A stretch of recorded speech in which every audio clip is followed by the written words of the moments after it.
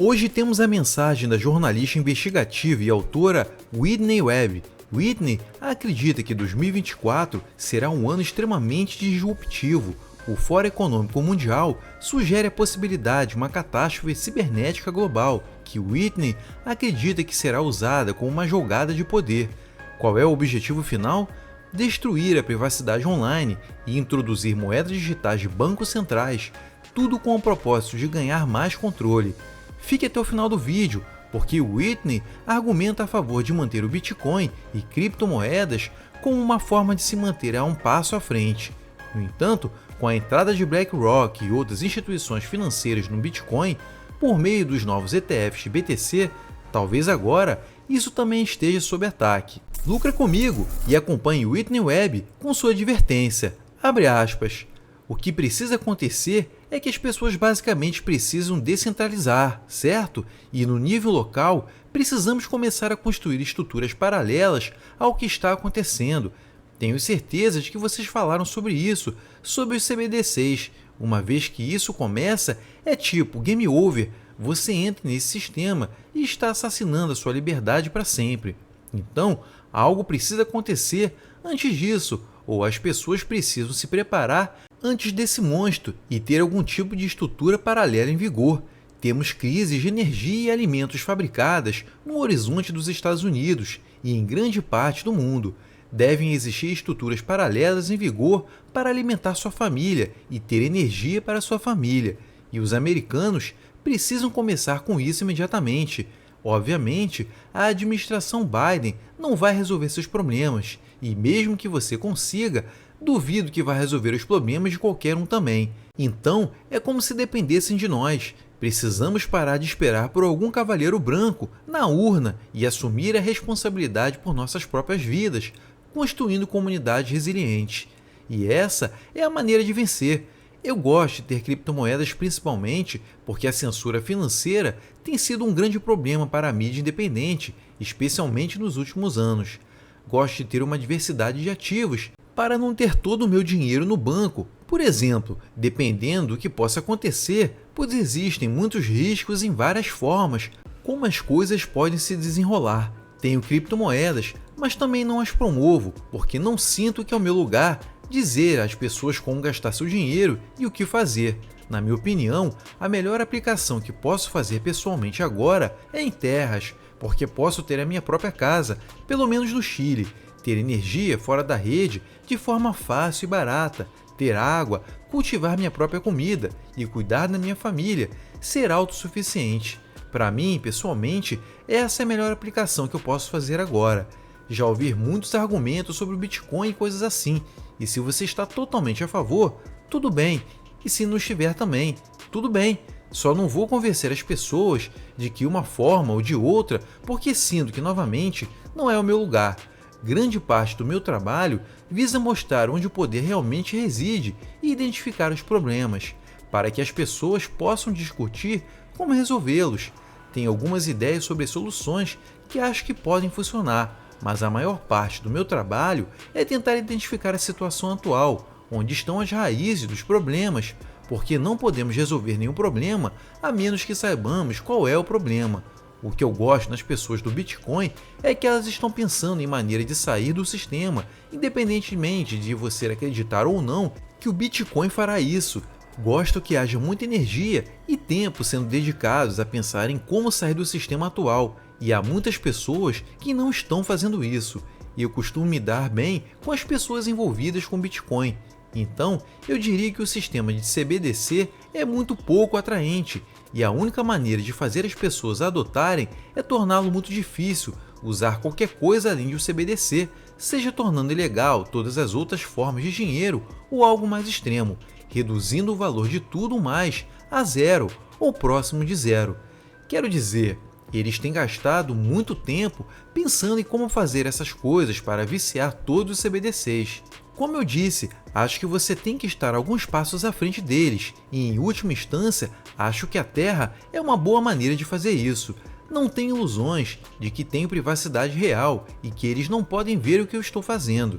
Esse tipo de tecnologia é realmente extrema. Bem, obviamente tenho filhos, então quero que meus filhos fiquem bem, Mas como eu vejo isso, temo que isso te enfraqueça. E você sabe, há uma razão pela qual, com a questão da Covid e tudo mais, tem havido muito medo na população. Pessoas com medo são fáceis de controlar. Sim, e parafraseando Duna, um dos livros de ficção científica mais famosos, estão fazendo um filme sobre ele. Não importa, mas de qualquer forma, o livro é bastante antigo e é uma frase que diz algo como: o medo é o assassino da mente. E é muito verdade. Se você está com medo o tempo todo, vão te levar para passear, vão te levar à cidade e você não vai vencer. A única maneira de vencer essas pessoas é literalmente não ter nenhum medo delas. Muitas coisas aconteceram. Então, basicamente, Klaus Schwab é meio que um discípulo de Henry Kissinger, que, para quem não sabe, foi secretário de Estado sob Nixon. Talvez o conheça melhor por isso, mas ele é realmente parte do campo internacionalista, meio que um grande estudioso.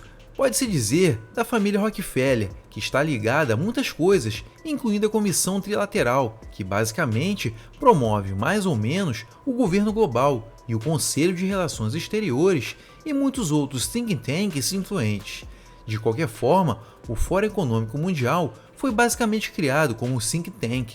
Mais tarde, se autodeterminou o principal promotor de parcerias público-privadas, como são frequentemente chamadas hoje, mas o que elas realmente são é a fusão do Estado com as corporações, que historicamente foi definida como fascismo, e eu realmente não vejo isso como algo diferente daquilo. Ao longo do tempo, o Fórum Econômico Mundial basicamente promoveu parcerias público-privadas em todos os lugares, e essencialmente, no que diz respeito à estrutura de poder no qual é influente, eu quero colocá-los no topo, mas dentro da rede em que residem, pessoas como Ian Davis chamaram isso de parceria público-privada global. Acho que é justo dizer isso.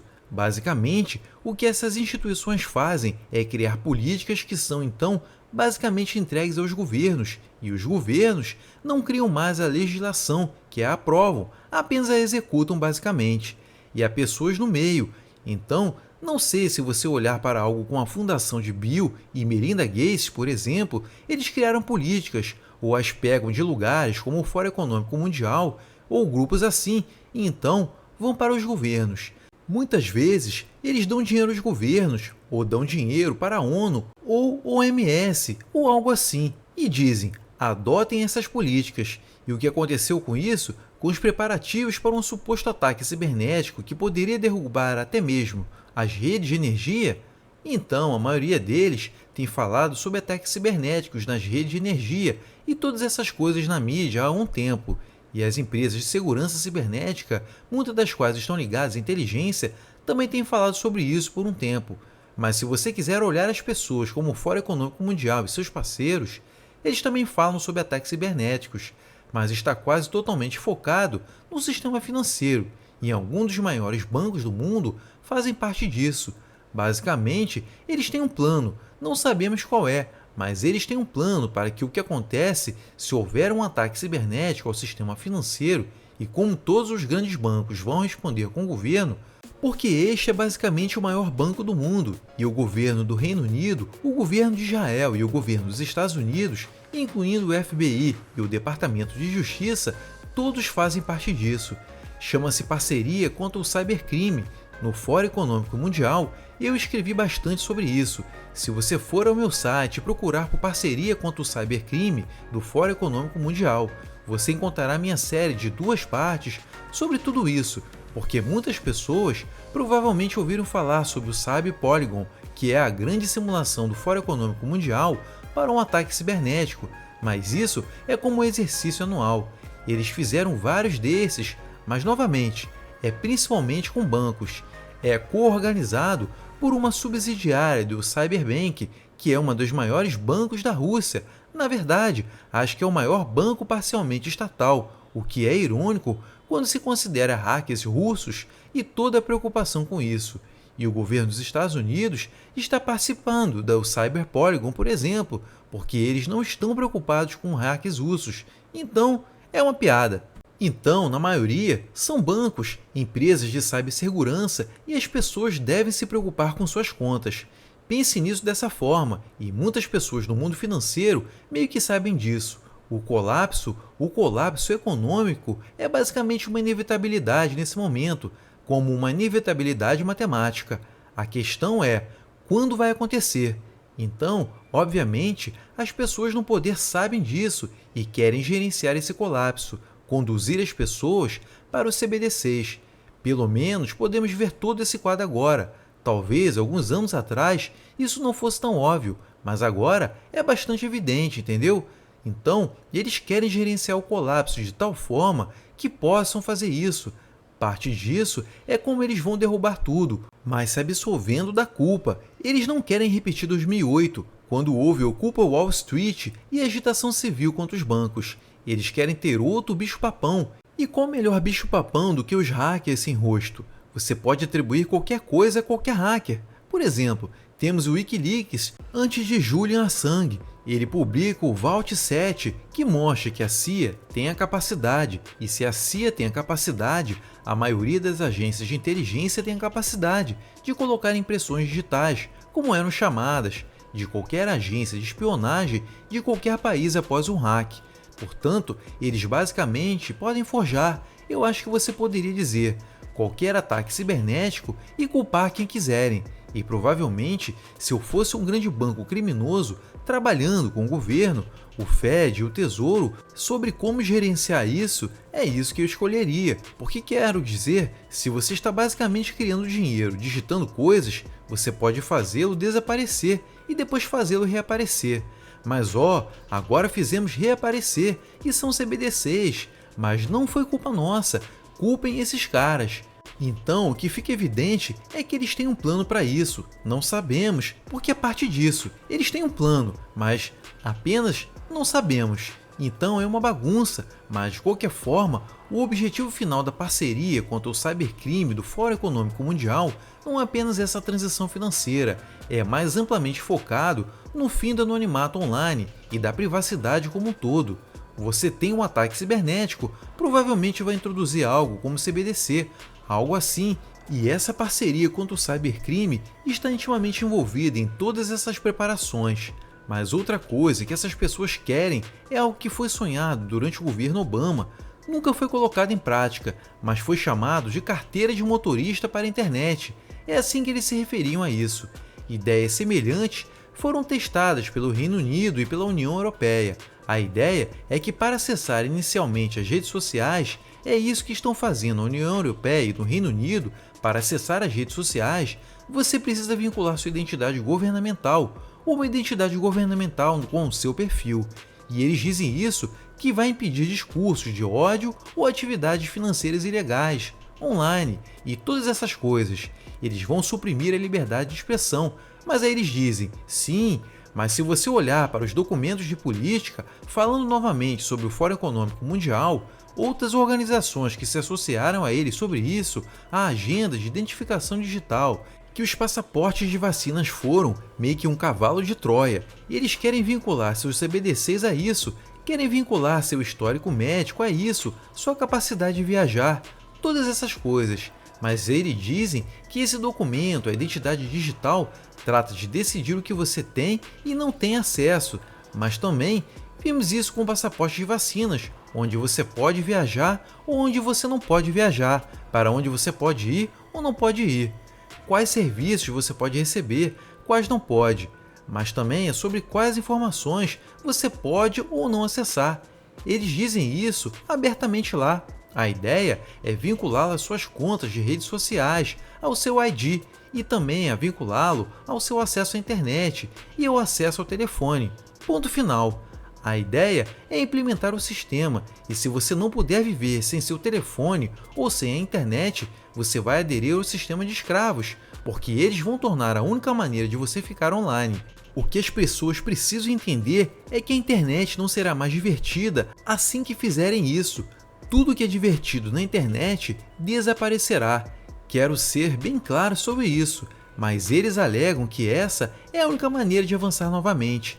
A parceria contra o cybercrime, da qual o FBI e o Departamento de Justiça fazem parte, basicamente diz que a única maneira de deter crimes cibernéticos é tornar todos completamente rastreáveis, onde tudo que fazem é monitorar em tempo real, online, e acabar com a privacidade e o anonimato e vigiar todo mundo. E o governo dos Estados Unidos já lançou isso. Inicialmente, sob Trump, seria o projeto de Ivana e Kanzler, chamado HARPA, que significa a saúde da harpa, mas agora Biden lançou sob o seu nome ligeiramente diferente, o ARPA-H. Ele moveu o H para o final, mas ainda é saúde harpa. E esse programa, como originalmente projetado, era para analisar todas as suas redes sociais e dados online para determinar sinais precoces de violência neuropsiquiátrica, que um dia você poderia se tornar violento, o que é basicamente pré-crime. Então, se estiver vinculado a seu ID e aparecer que essa pessoa pode ser violenta, o seu ID, ele sabe onde você mora, eles podem desligar seu dinheiro com CBDCs, eles podem fazer tudo isso. E é para isso que estamos caminhando. É totalmente insano. Fecha aspas. Essa é a Whitney Webb, e está claro que o horizonte do nosso sistema financeiro global está repleto de incertezas e possíveis convulsões. As percepções de Whitney sobre o iminente colapso e as manobras estratégicas das elites globais para introduzir moedas digitais de bancos centrais e minar a privacidade online pintam um retrato vívido de um futuro marcado por mudanças e desafios profundos. A noção de uma catástrofe cibernética global, como sugerida pelo Fórum Econômico Mundial, e seu possível uso como um golpe de poder, adiciona outra camada de complexidade à narrativa de 2024 como um ano de disrupção significativa. Apesar dessas perspectivas assustadoras, as visões de Whitney sobre o papel crucial do Bitcoin e das criptomoedas oferecem uma luz de esperança, um farol que nos orienta a ficar um passo à frente desses tempos turbulentos. Lembre-se, o cenário das finanças e das moedas digitais está sempre evoluindo, e ficar informado é seu maior ativo. E se esse vídeo foi útil, então lucre comigo, não deixe de curtir, compartilhar e se inscrever no canal. Isso nos ajuda a espalhar esse conhecimento para outras pessoas. Até mais!